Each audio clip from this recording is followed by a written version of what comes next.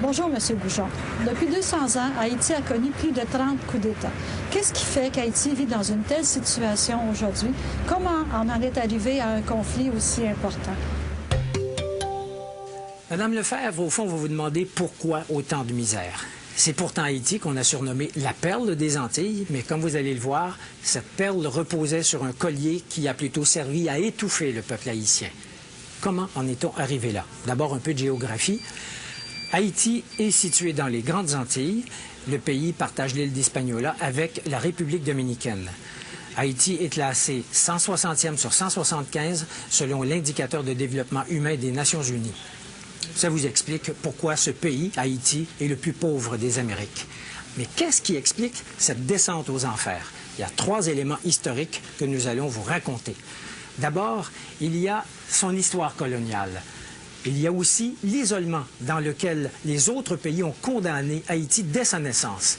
Et enfin, il y avait l'existence d'élites prédatrices qui n'ont jamais donné aucune chance au peuple haïtien. L'histoire coloniale d'Haïti se caractérise par une exploitation massive des ressources de l'île sans aucune considération pour ce qu'on appellerait aujourd'hui le développement durable. Cette négligence apparaît dès 1492, alors que Christophe Colomb prend possession de l'île et la déclare colonie de l'Espagne. Immédiatement, les Espagnols transforment leur nouvelle colonie en un lieu d'extraction de richesses, principalement l'or. L'avidité des Espagnols les conduit à asservir les populations autochtones, les Taïnos, qui, à cette époque, auraient été plus d'1 million à vivre dans l'île d'Hispaniola. Les conquistadores les exploitent si durement qu'ils meurent tous en l'espace de 50 ans. L'histoire coloniale d'Haïti débute donc par un génocide. En 1697, Charles II, le roi d'Espagne, cède au roi de France, Louis XIV, la portion occidentale d'Hispaniola, qui est rebaptisée Saint-Domingue. Et cette colonisation française va intensifier la descente aux enfers d'Haïti. Je vous raconte la suite dans quelques instants. Je vous disais il y a quelques instants que la colonisation française a joué un rôle majeur dans le destin tragique d'Haïti. Voici comment ça s'est passé. Au 18e siècle, les Français installent à Saint-Domingue un système d'exploitation agricole qui est basé sur la culture du café et de la canne à sucre. Eh bien, à l'époque, la canne à sucre avait la même importance dans l'économie que le pétrole a aujourd'hui dans notre économie. Pour la France, Saint-Domingue, c'est le pactole. Les colons français de Saint-Domingue deviennent fabuleusement riches. C'est l'esclavage qui leur permet d'accumuler des fortunes. Entre 1697 et 1791, les bateaux négriers amènent, principalement de l'île de Gorée au Sénégal, plus de 860 000 esclaves. Une fois arrivés de l'Afrique, ces esclaves subissent un régime d'exploitation d'une brutalité incroyable. L'esclavage fait également surgir les premières divisions au sein même de la population noire. L'affranchissement de certains esclaves, souvent des enfants illégitimes des maîtres blancs, donne naissance à une élite, les mulâtres créoles. Les mulâtres se sentent supérieurs aux esclaves noirs et ne partagent pas leurs intérêts. Arrive 1791. La Révolution française bat son plein. Liberté, égalité, fraternité sont des principes qu'on veut étendre partout. Partout, sauf à Saint-Domingue, où les propriétaires des plantations y voient une menace au maintien du système esclavagiste. Cependant, les mulâtres et les Noirs affranchis souhaitent les voir établir ces principes dans l'île, mais pour eux seuls. Un chef, Toussaint Louverture, déclenche une rébellion extrêmement violente. Les rebelles battent les troupes de Napoléon Bonaparte et déclarent l'indépendance de la République d'Haïti le 1er janvier 1804. Haïti, ou Haïti, comme on disait à l'époque, c'est le nom que les indigènes Taïnos donnaient à leur territoire. Ça veut dire pays de montagne.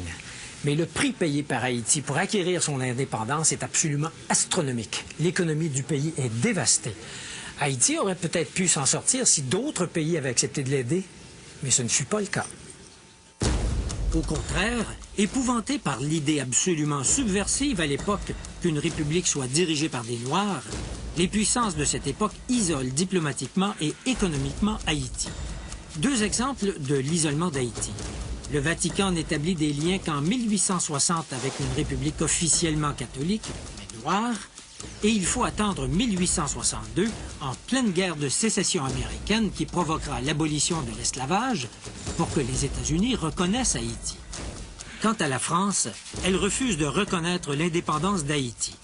Pour convaincre la France d'accepter son existence, le gouvernement d'Haïti est forcé de verser une compensation que le gouvernement du roi Charles X fixe en 1825 à 150 millions de francs or. Même si cette somme est ramenée à 90 millions de francs or, c'est un coût additionnel asséné à l'économie d'un pays déjà à genoux. Haïti honore sa dette qu'elle finira de rembourser en 1938. Pour se sortir du gouffre, Haïti aurait eu besoin que ses élites proposent un projet de reconstruction nationale. Or, ça n'a pas été le cas. La nouvelle classe dirigeante, qui est formée de mulâtres créoles et des rares familles blanches demeurées dans l'île, perpétue l'exploitation des classes laborieuses, tout en interdisant à ces classes laborieuses, qui forment la majorité, l'accès au pouvoir. Les gouvernements se succèdent d'un coup d'État à l'autre, mais une chose demeure, le refus de la classe dirigeante de partager le pouvoir avec le peuple. À ce cycle d'instabilité s'ajoute l'occupation par les Américains entre 1915 et 1934. Les Américains laissent aux Haïtiens un héritage empoisonné, une armée professionnelle haïtienne qui amplifie la répression. Arrive 1957. Cette année-là, un médecin noir, François Duvalier, joue sur le ressentiment de la population noire pour se faire élire président. Duvalier aurait pu inaugurer une ère démocratique dans le pays. Il ne l'a pas fait. Au contraire, il établit une dictature qui élimine avec férocité toute dissidence. C'est l'époque des tontons macoutes et de l'exil d'une partie de la population haïtienne, surtout les mieux éduqués. Son fils, Jean-Claude, qui lui succède, est renversé en 1986. Mais la vraie démocratie n'est pas pour autant instaurée. Depuis cette époque, la démocratie est fauchée chaque fois qu'elle tente de sortir de terre. L'espoir a longtemps reposé sur les épaules de Jean-Bertrand Aristide, un prêtre proche des masses et qui prêche une meilleure répartition des pouvoirs et de la richesse. Une fois au pouvoir, Aristide n'arrive pas à réaliser ce projet. D'une part, il se met à dos les élites possédantes qui ne veulent rien changer. D'autre part, il sombre lui-même dans le moule de l'homme fort, du chef charismatique mais autoritaire qui ne partage pas le pouvoir et utilise la force pour se maintenir en place.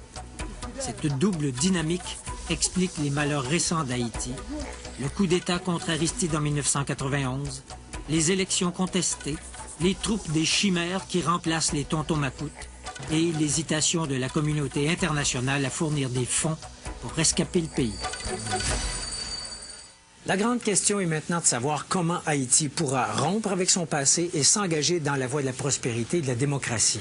Il est évident que la communauté internationale aura un rôle à jouer dans cette tâche de réanimation.